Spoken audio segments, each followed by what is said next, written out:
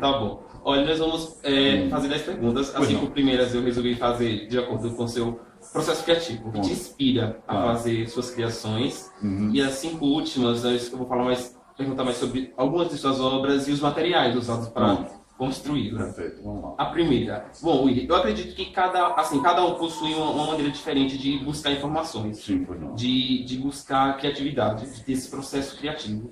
Eu falo a muitas pessoas, a meus colegas, Sim. a meus pais, a meus professores, que eu possuo dois mundos. Sim. Que é o meu mundo real, racional, Sim, que claro. é isso que estamos conversando agora. Perfeito. E meu mundo irracional, meu mundo sentimental, que é de Perfeito. onde eu busco, que eu extraio os meus projetos, todos os meus projetos que eu vou extrair, fazendo agora e de uma vida futura, Pronto. que farei. Perfeito. Aí eu gostaria de saber se você também usa essa técnica de divisão de Naturalmente. mundos Sim, claro. para Sem poder dúvida. compor suas obras. Sem dúvida que sim. Veja bem. Tá, que na verdade faz parte de uma matemática, uma mecânica que eu acho que eu tenho desde os 14 anos, é uma coisa que nasce com a gente. Da busca de você encontrar a busca da emoção. Aquela que você, digamos assim, aquilo que o dinheiro não paga. Porque já aconteceu de eu ter feito uma escultura que eu achava maravilhosa, não tão maravilhosa hoje, mas pô, do tipo que eu acordava de madrugada e ficava lá, pá, olhando, e olhando, e olhando, e olhando, e não cansava de olhar. É o êxtase, é aquele tesão que dá você olhar para o trabalho final e, digamos assim, tá perfeito. Embora com o tempo deixa de ser perfeito. É uma motivação pessoal que não sabemos o que é, mas sabemos que nos motiva. Exato, a busca da emoção interior. É isso, não tem preço isso. Não tem. Eu acho que eu sei o que é isso, eu acho que muitos têm, há outras pessoas que não compreendem, acham que é diferente, mas não é. Realmente eu acho que nascemos para isso. Sim, Acho que não tinha certo. Exatamente. Vamos A lá. segunda assim, eu consigo observar nos seus projetos, suas obras de arte, algumas características claras Sim, do expressionismo, do mais ou menos futurismo. Eu consigo observar essas características. Eu vejo um pouquinho também das suas obras, o surrealismo em Salvador Dali. Vocês conhecem, eu vejo muito o surrealismo dele. Eu gostaria de saber se você se inspira realmente nas vanguardas europeias para poder fazer Na alguns seus verdade, veja bem, projetos. tá? Na verdade, o que acontece hoje, de um ano para cá, nós temos, por exemplo, eu comecei no Facebook, comecei a ter um acesso muito forte à arte. Muita arte. Muita arte. Às Então, vezes facilita isso.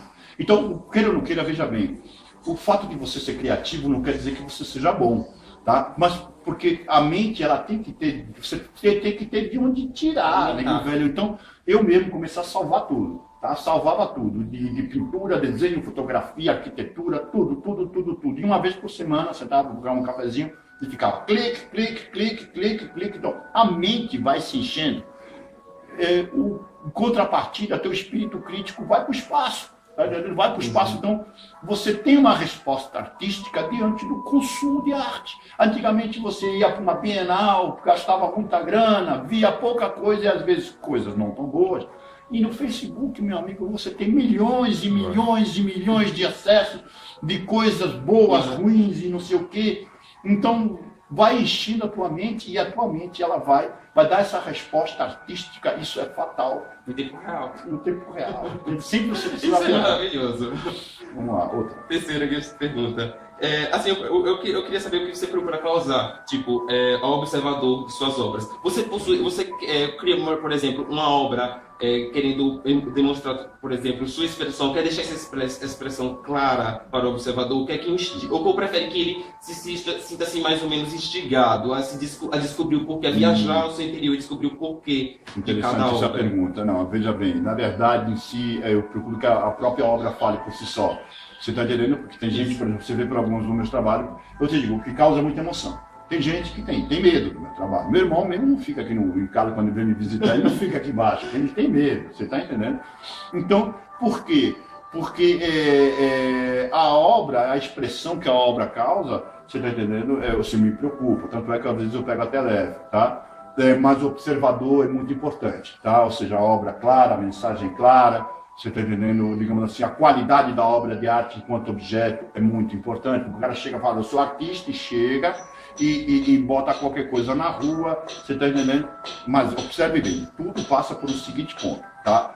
O médico trabalha com medicina, o advogado trabalha com leis, e nós, artistas, arquitetos, designers, trabalhamos com semiótica, gestalt. semiótica no geral, ou seja, é mais importante do que a linguística. A semiótica, ela vai trabalhar símbolos, os que as pessoas veem nas obras de arte, que são símbolos. Você está entendendo? São símbolos, são coisas, ou seja, são objetos, imagens, tá? Que são impulsos eletromagnéticos que vão atuar na mente da pessoa e vão mexer com as suas cicatrizes interiores, tá? Com seus prazeres interiores. Isso é perfeito. Tá, vamos lá. Eu entendo completamente isso. Não, legal. Quarta pergunta, eu vou fazer a quarta pergunta agora, que é assim, como já discutimos no Sim, decorrer claro. dessas perguntas e nessas todas as explicações de suas obras, Sim. que você usa muito a metafísica, o Sim, surrealismo no seu trabalho, a expansão sobrenatural, eu consigo ver um pouco, uma visão minha pessoal de suas obras, um pouco da reverência do Alexandre Martin, como eu já tinha te dito. Sim, claro. Que é um artista bem contemporâneo que eu admiro muito, infelizmente ele faleceu agora em 2010. Sim. Só que ele deixou um legado incrível Sim. para o mundo da arte. Sim. Eu gostaria de saber se você se ele é um pouco excêntrico. Eu gostaria de saber se você se sente também um artista excêntrico, se você se considera um artista excêntrico de uma certa forma. Eu acho que sim, eu acho que eu sou um camarada excêntrico. Você está entendendo? Porque eu procuro abordar sempre os meus temas, né, prediletos, sempre sobre a minha característica. Também, por exemplo, não muito também, eu tenho o meu lado, por exemplo, que você tem o lado artístico, você está entendendo? Mas, por exemplo, a mesma obra artística, e ela pode ser uma obra comercial, você está entendendo? Então, uma das características você vende, que o objetivo também é venda, está entendendo? É porque você ser descoberto como gênio é uma visão muito romântica, tá? Isso não existe. Hoje, com a velocidade de informação, você está entendendo? Eu vejo pessoas paradas esperando que o universo descubra ele como gênio. Hoje nós temos internet. Se você não me apresenta como um trabalho bom, contundente, que as pessoas vão respeitar, esse sim, é um trabalho decente. No geral, minha obra que eu boto na internet, digamos assim, nesses grupos de arte, são trabalhos que são sérios e são fortes e são, digamos, para serem apreciados por pessoas sérias, por pessoas que curtem arte. Tenho também um trabalho comercial, que é para o meu cliente, que também boto na internet, mas assim, já para os colegas que trabalham com decoração e coisas desse tipo, mas o foco do meu trabalho, você pode observar a excentricidade desse sentido nos croquis, nos desenhos, nos filmes, ou seja, num conjunto geral você vai observar, digamos, um traço metafísico muito forte. Pessoalmente falando, eu acho que os excêntricos, eu faço muito essa afirmação. Eu acho que os excêntricos, eles reinventam a arte. Porque, assim, tudo que é monótono, eles conseguem distorcer e deixar um novo, transformar no novo. Claro, por isso que eu sou assim, fascinado pela arte excêntrica. Pronto, são os novos suportes, por exemplo. Como eu falei para você, por exemplo, saiu do modernismo, fomos para o pós-modernismo, e nós vamos para uma outra situação chamada era digital. Então, a característica da obra de arte acabou de mudar. Tá? Por exemplo, um quadro hoje é uma imagem, que também pode ser uma escultura, que pode ser transformado num outdoor, que pode ser transformado no vídeo. Ou seja, um risco que você faça de a canetinha, você fotografa, muda a cor, transforma, brilho, cor, intensidade, e você tem uma imagem digital. Ou seja, a imagem digital hoje é o que está em voga em termos de, digamos assim, de apreciação de arte no mundo. E a internet também. Concordo completamente. Vamos lá. Quinta. Agora eu vou pedir que cite o nome de um artista que mais ou artista ou algum movimento que mais te inspire. E as características dele também. Bom, Giger, por exemplo. Giger é o cara que criou Alien, tá? É um engenheiro mecânico, né? Ele foi conhecido pela arte nos anos 70, era um cara que teve, ou seja, ele tem uma vida muito necrófila, ele era... Características necrófilas dele, ele relata nas mulheres mortas, que ele bota, ou seja, mulheres em movimentos vivos, mas com muita tendência à morte. Ele insere muito biomecânica, ou seja, mulheres e pessoas com braços mecânicos, essas coisas todas. E o próprio Alien também, que é uma criação genial, que ele pega um inseto e aumentou a escala. Ou seja, o meu trabalho se inspira muito no dele pela genialidade desses absurdos que ele chegou e transformou, tá? E pelo universo que ele não teve, ou seja, que ele teve coragem de passar para fora sem, por exemplo, que a gente, ou seja, o cliente quer uma coisa bonitinha, as pessoas, não, a arte não é bonita, a arte não é feia, a arte ela causa impressão, causa emoção, tá? Ou medo, ou alegria, ou tristeza, coisas desse tipo. Tá? Não sei se eu respondi direito. Assim, Giger, por exemplo, você tem Luiz Bittencourt, que trabalha com fraccionados, deixa eu ver quem mais. Luiz Guino, que é o John Guino, que é um índio americano, que ele trabalha com escultura em pedra, muito legal o trabalho dele. Tem outras pessoas assim, tem japoneses, tem chineses. A arte chinesa, para mim, é genial, tá entendendo? Tem muita coisa. Origami, essa dobragem. Não, meu velho, o chinês trabalha muito. Entendeu? Não é só o origami, o chinês ele trabalha, o chinês ele trabalha com, ou seja, ele tem outro universo, as respostas são outras. Então, e para nós fica genial porque a gente não está acostumado a ver artistas chineses acontecendo.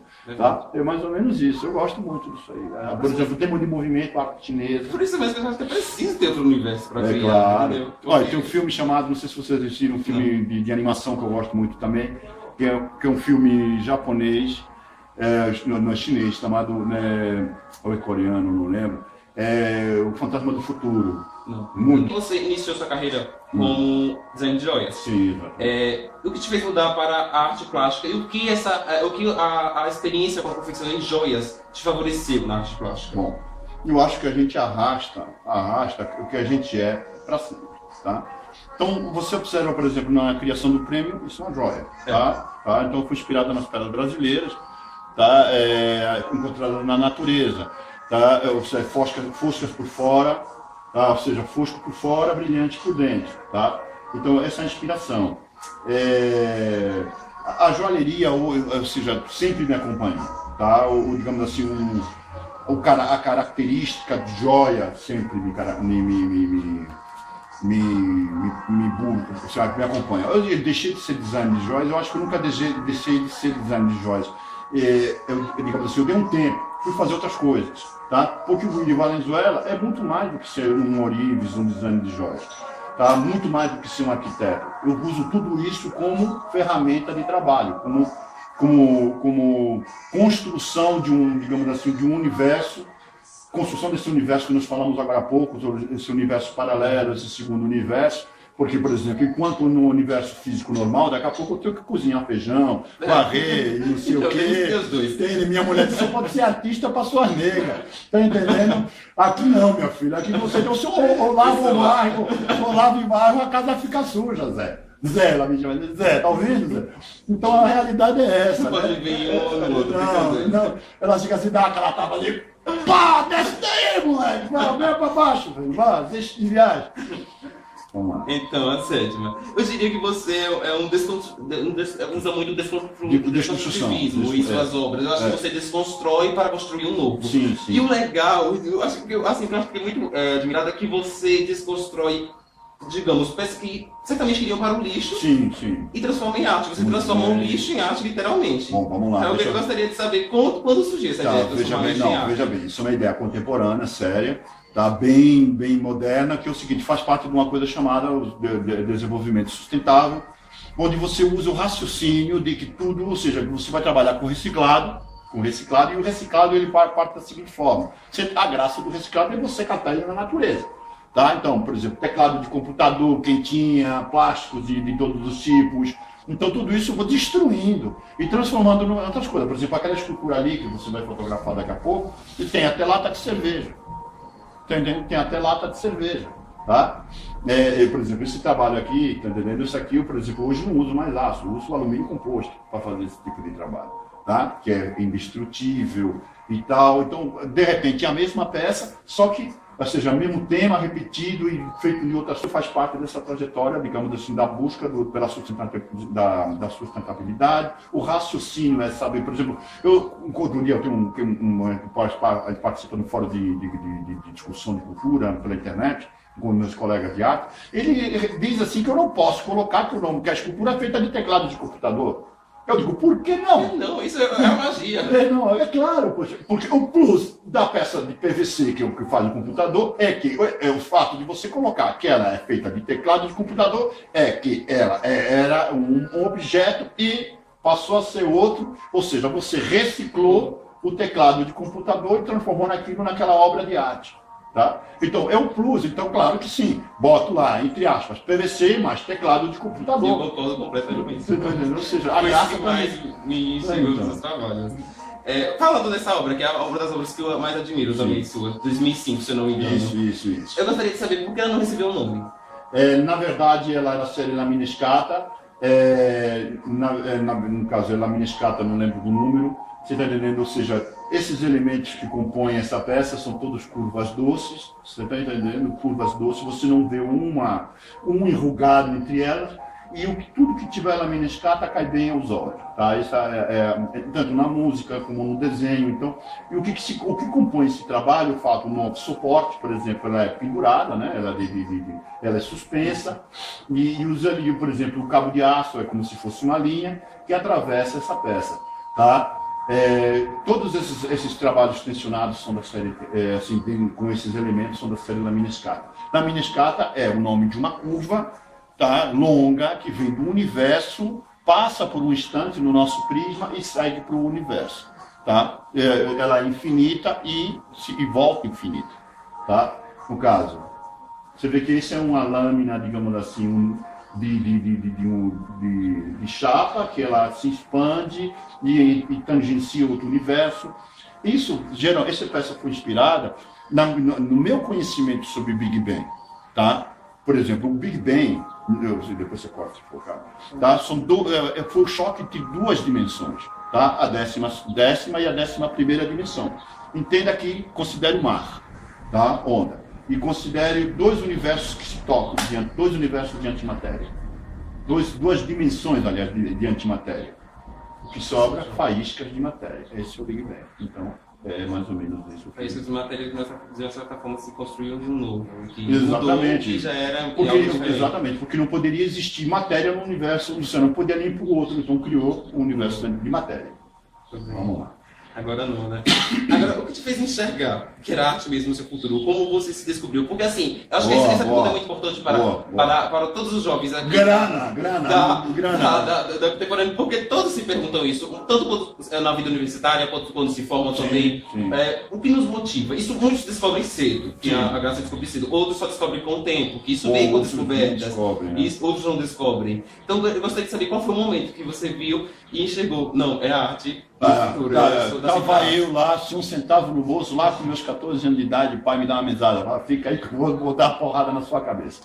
Meu pai, coitado, ele não tinha essa noção, ele não, ou seja, ele não entendia que das necessidades. Então, aí eu comecei fazendo artesanato hippie para me virar. Eu já fumava, já bebia, com 14, 15 anos, já saía com a galera, né, já bebia. Eu ficava lá na xepa dos outros, não é bom, né?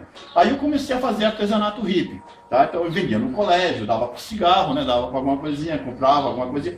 E aí pronto, montei minha primeira banca de bijuteria, com a qual viajei pelo Brasil inteiro, tá entendendo? Chegava nos lugares, no Brasil inteiro assim, Minas Gerais, o sul de Mato Grosso, todo o sul, eu andei assim, vendendo, negociando pedrinhas, assim, pedras preciosas, não pedrinhas, né? Pedra preciosa, gemas, né? Hoje pedra é outra coisa. Então foi assim, mais ou menos. E quando a gente se descobre artista, foi bem aos 27 anos de idade. Tá? Aos 27 anos de idade, eu acredito que foi aquela fase que eu te falei, por exemplo, que eu comecei com 500 trabalhos, 473 trabalhos, que eu não conseguia parar de fazer. Tá? Então foi uma coisa assim, eu acredito que tinha sido um princípio espiritual. Tá? Eu estava numa crise de nervos, estava querendo me separar da primeira esposa e tal, e aí de repente tudo isso culminou e eu estava muito pressionado com as joias e tal, e quando pensa que não, fiz o segundo de liberdade. Comecei a fazer, desenhar, pintar, e não conseguia parar. E eu não sabia onde aquilo ia me levar. E um ano depois começou a escultura. Tá? No ano seguinte fui premiado, tá? Prêmio Velho de Escultura para a Galeria Álvaro Santos.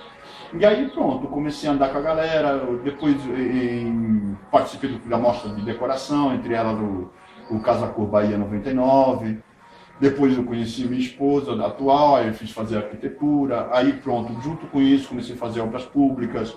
A primeira foi a Praça da Imprensa, que é também uma figura metafísica, que é um mago, né, um tarô, aquele que tira do universo para transformar na Terra, é totalmente tudo a ver com imprensa.